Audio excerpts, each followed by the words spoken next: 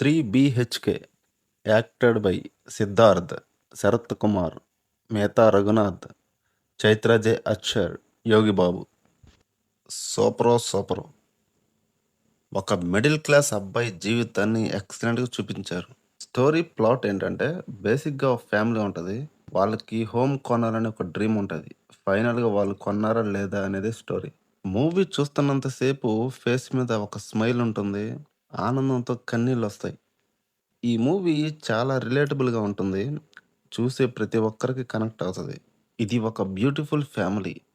అమ్మ, నాన్న, చెల్లి, కొడుకు వాళ్ళ జీవితాలు, వాళ్ళ గౌరవాలు, కోరికలు, భయాలు వీటి చుట్టూ ఉండే సీన్స్ చాలా అద్భుతంగా ఉంటాయి. ఎక్కడా బోర్ కొట్టదు. చూస్తూ ఉండిపోయా. హీరో సిద్ధార్థ ఫేస్ చూస్తే తెలిసిపోతుంది. గ్రామంలో కిలోల్లో కాదు టన్నుల్లో ప్రెషర్ ఉంటుంది. బరువు బాధ్యతలు, ఫెయిల్యూర్స్, ఫ్యూచర్ భయాలు, బాధతో నిండిపోయి ఉంటుంది అతని ఫేస్. మూవీ చూశాక సిద్ధార్థ్ గ్రేట్ యాక్టర్ అనిపించింది నాకైతే. నాట్ ఓన్లీ సిద్ధార్థ, అందరూ బానే నటించారు. ఇంకా శరత్ కుమార్ అయితే ఫాదర్ రోల్‌లో పర్ఫెక్ట్‌గా సెట్ అయ్యారు. పర్ఫార్మెన్స్ అయితే చాలా బాగా చేశారు ఆయన.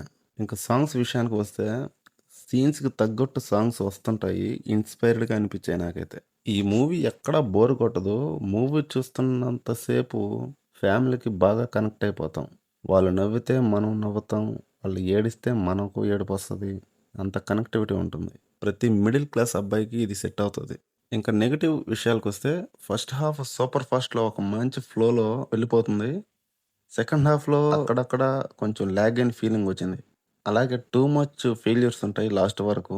ఇంకెప్పుడురా స్వామి వీళ్ళు ఇల్లు కొనేదనే ఫీలింగొస్తది. అలాగే సెకండ్ హాఫ్‌లో ఆ పెళ్ళిళ్ళని, 'యోగి బాబు' కామెడీ ఇవన్నీ పెద్ద ఎక్కలేదు నాకైతే. ఫైనల్‌గా అయితే మూవీ అయితే సూపర్‌గా ఉంటది. ఫ్యామిలీతో కలిసి హాయిగా చూడొచ్చు. ఒకవేళ మీరు మూవీ కనుక చూసి ఉంటే ఎలా ఉందో కామెంట్ చేయండి. అలాగే ఎవరైనా కొత్తగా వస్తే మరిన్ని వీడియోస్ కోసం సబ్స్క్రైబ్ చేసుకోండి. Thanks for watching.